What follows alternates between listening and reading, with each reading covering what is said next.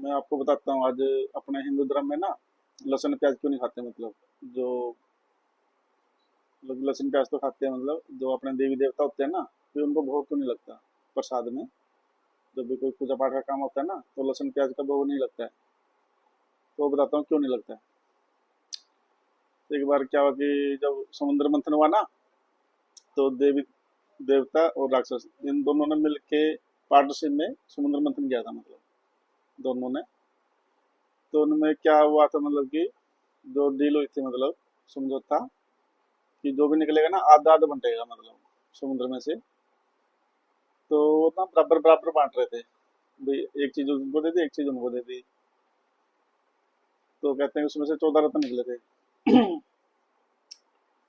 और जब अमृत निकला निकला ना उसमें से, तो जितने भी वो राक्षस ना छीन के वो भाग गए थे, मतलब देवताओं से अमृत, भी हम अकेले पी लेंगे इनको और फिर हम अमर हो जाएंगे और देवताओं को मार के भी, भी राज हमारा होगा। मतलब इनको खत्म करके राज हमारा होगा इस धरती दुनिया पे। जब वो लेके भागते हैं तो फिर वो विष्णु के पास भागे भागे जाते हैं देवता, भाई वो देखो वो राक्षस ना अमृत छीन के भाग गया हमसे। तो विष्णु क्या करते हैं ना, मोहिनी रूप लेकर चला जाता है उनके पास। मोहिनी अवतार, मतलब कि एक स्त्री का रूप लेके, और उनके सामने जाके खड़ा हो जाता है।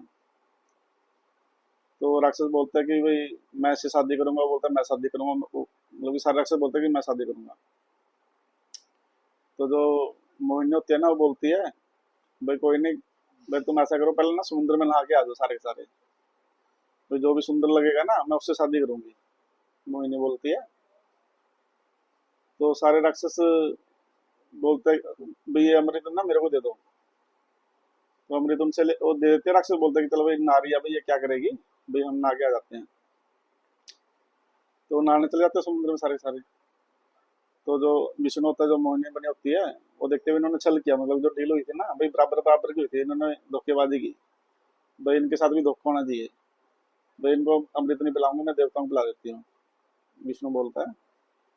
तो भी उनको बोलता है कि तुम फटाफट बैठ जाओ भाई अमृत पी लो।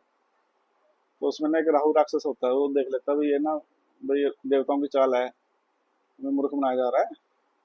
वो क्या करता है कि देवता का रूप लेके ना राहु राक्षस, और देवताओं के चंद्रमा और सूर्य देवता के बीच में बैठ जाते हैं। उन दोनों के बीच में जाके बैठ जाता है देवता बन के। तो वो मोहिनी सबको पिला रही होती है अमृत, तो राहु भी पी लेता है अमृत। तो पी लेता था, तो सूर्य चंद्रमा बोलता है उनको, विष्णु विष्णु को, भाई ये ना राक्षस अभी देवता नहीं है, इसने अमृत पी लिया। तो बहाने लगता है, मतलब वो राहु। तो विष्णु भगवान ना सुदर्शन चक्र से ना उसकी गर्दन उड़ा देते हैं। तो गर्दन उड़ जाती है, तो उसके ना दो वे से अमर तो हो ही जाता है वो, क्योंकि उसने अमृत पी लिया, मरता नहीं है। तो धड़ अलग हो जाता है और सर अलग हो जाता है उसका। तो उसके मुख में ना दो बूंद होती है, जो पेट में जाने के लिए ना जमीन पे गिरती है। तो कहते हैं कि उस अमृत की बूंद से, एक बूंद से बना लहसुन और एक से बना प्याज।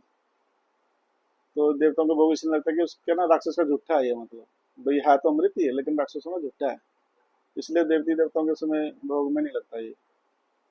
और मतलब कि अगर ये खाया जाए तो मतलब कि अमृत के समान ये शरीर में फायदा करता है, मतलब लहसुन प्याज ये बीमारियां नहीं होने देता बॉडी के अंदर। बहुत अच्छी चीज है मतलब ये खाने के लिए। तो देवताओं को इसलिए भोग नहीं लगता, मतलब कि ये राक्षस का झूठा है ये कहानी है इसकी लहसुन प्याज की।